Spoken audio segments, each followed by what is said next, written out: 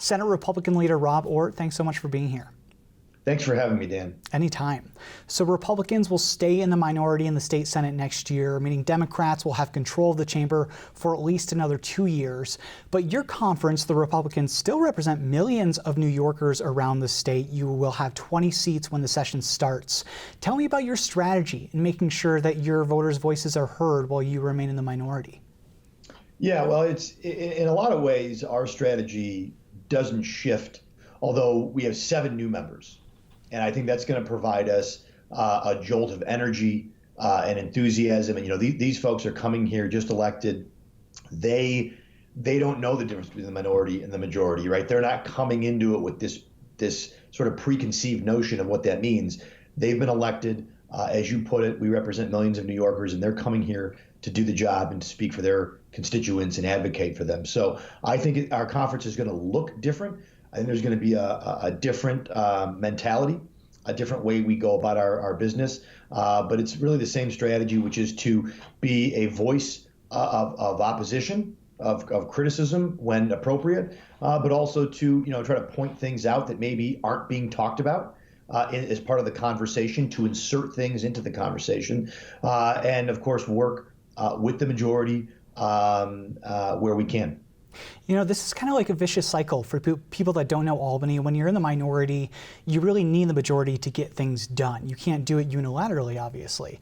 I'm wondering, are there issues that your conference can work with Democrats on? Like, I know that your conference is passionate about broadband, for example. Mm-hmm. Are there any issues that you've identified to get some of those priorities over the finish line while you remain in the minority?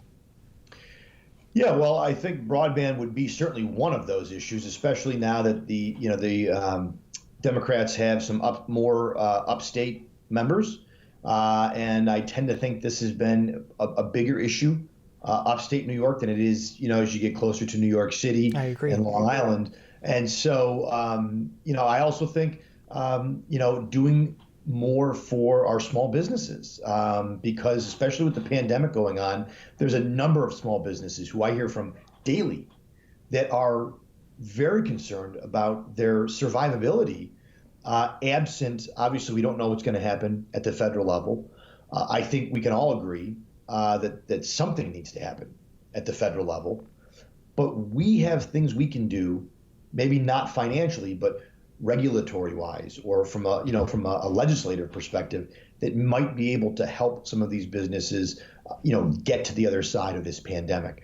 A lot of us, I think we look to the other side of this and we think, maybe it's going to be almost over. There's a vaccine coming online. And, at some point, hopefully in 2021, we can sort of return to the next chapter, so to speak, where, we're not living under lockdowns and all of this. But for many of these small businesses, there's no guarantee they get to that other side at this point. So I'm hopeful that we can work to support small businesses through less regulations, maybe some incentives. Broadband is a very big issue. Our farmers, making sure we're supporting our agriculture sector in New York, we're hopeful for. And look, if we can work on those issues together, I think all New Yorkers would be better for that bipartisanship. But no doubt, if you listen to some of the Democrats, like Senator Gianaris's rhetoric, it seems like they may also go further on issues where we're going to disagree.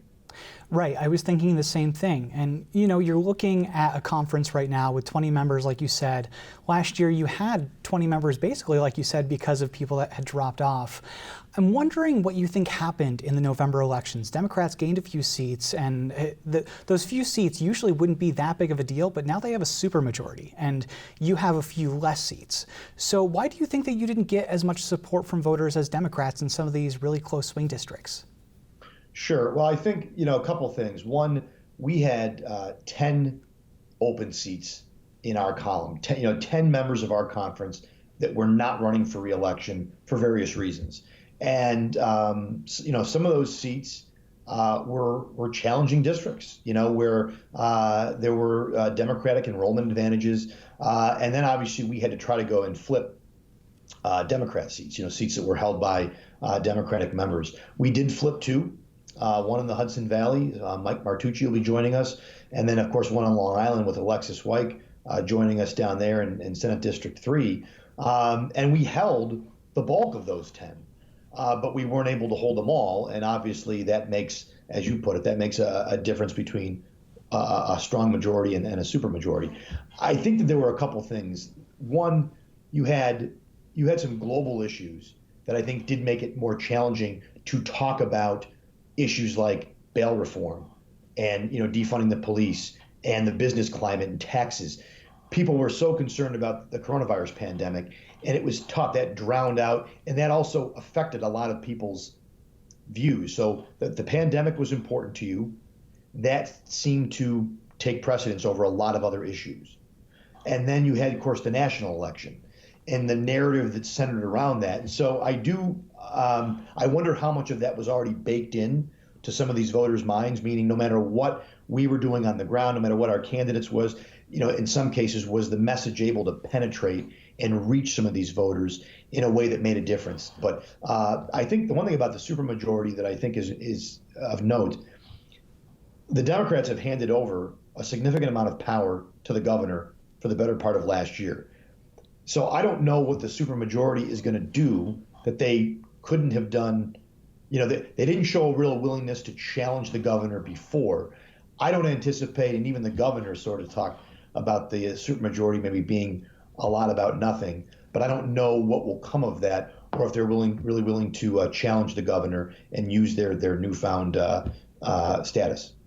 I think this election was unique, and I think that everybody can say that. When you're looking 2 years from now, when you're trying to grow your ranks in the Senate, in the Assembly, seats in Congress, but particularly for you in the Senate, do you think there's room for the Republican Party in New York to shift, to maybe meet voters halfway on some issues to win their support in future elections? I'm thinking of issues like marijuana legalization that polls really well, or other issues that might be controversial but might win some voter support. Yeah, I think, you're always, after these elections, you always look at, everyone does an after action review and tries to assess, okay, what went well, what didn't go well, where do we have to continue to work?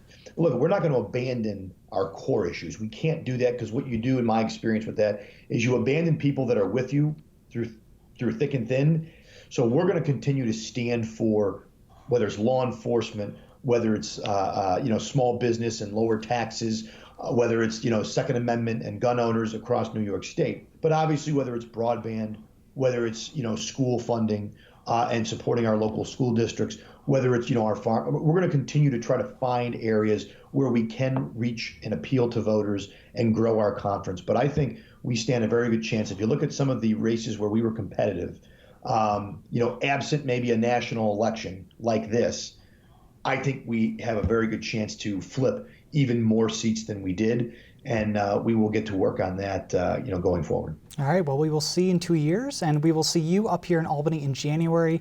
Senate Republican leader Rob Ortt, thanks so much for being here. Dan, thanks for having me.